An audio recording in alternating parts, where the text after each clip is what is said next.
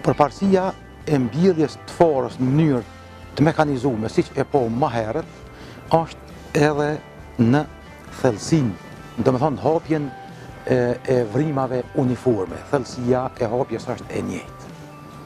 Domethënë kjo ka një rëndësi jashtëzakonisht madhe, sepse mbjellja e farës bëhet në thellësi të njëjtë.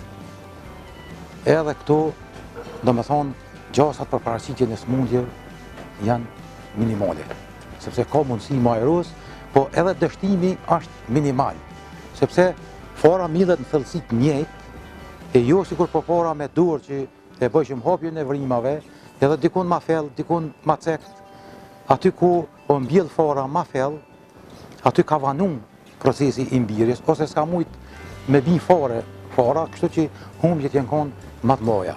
Sa i përket thellësisë të mbjelljes të farës, sikur të perimet, ashtu edhe të lullet, thellësia e mbjelljes të farës varet nga madhësia e farës.